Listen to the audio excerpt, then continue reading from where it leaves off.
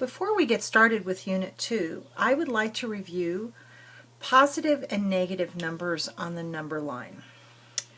Now, when I talk about number lines, I like to use vertical ones because we're more used to thinking about positive and negative numbers vertically. For instance, you might think about it as a thermometer. As I go up, the temperature gets warmer. As I go down, it gets colder. You might wake up soon and find that the temperature is 5 degrees below zero, although right now it's more like 60 degrees above zero. Sometimes we think about number lines in terms of deeper or higher. You might think about going swimming and you went deeper into the water, or you went higher out of the water, which leads us to below sea level and above sea level. If you were at the beach right now, sea level would be 0, and if you went into the water, you would be going below sea level. Here in Denver, for instance, we are about a mile above sea level. So that would be positive numbers are above sea level, negative numbers are below sea level. Sometimes people talk about the idea of an apartment building. So here's the street at 0, and you might go to the first floor or the 8th floor or the 12th floor above ground, and you might find parking 1, 5, 10 floors below ground. Again, these are negative numbers below 0, positive numbers above.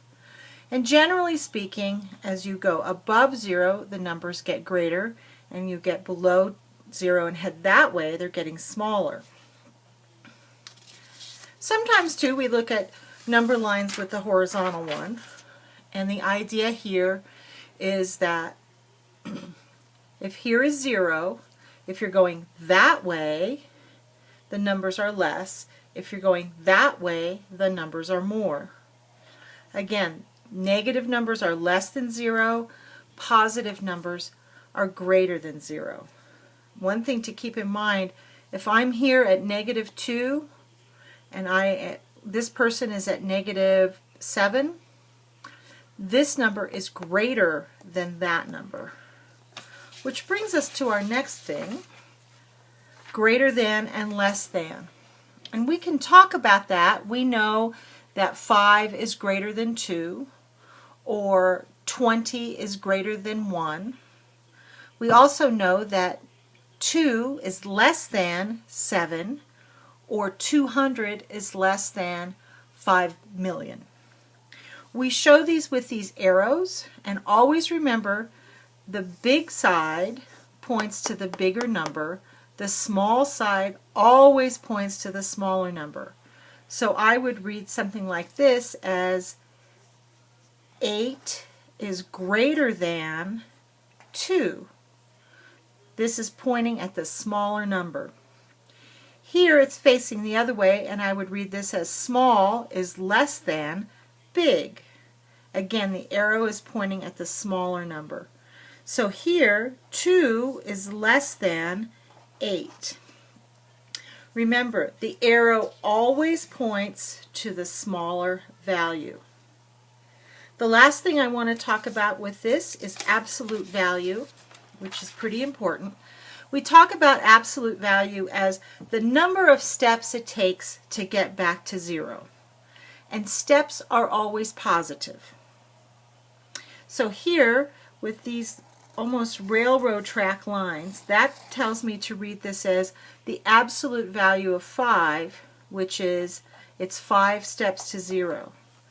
Here, this is the absolute value of -2, and that's saying use the number of steps to get to 0 would be 2. So whenever you see this, the answer is always positive, except if you have a negative side outside of the absolute value signs. So here I'm going to start with basically like order of operations with what's inside the parentheses. So the absolute value of -3 is 3. And then that negative says, but make it a negative.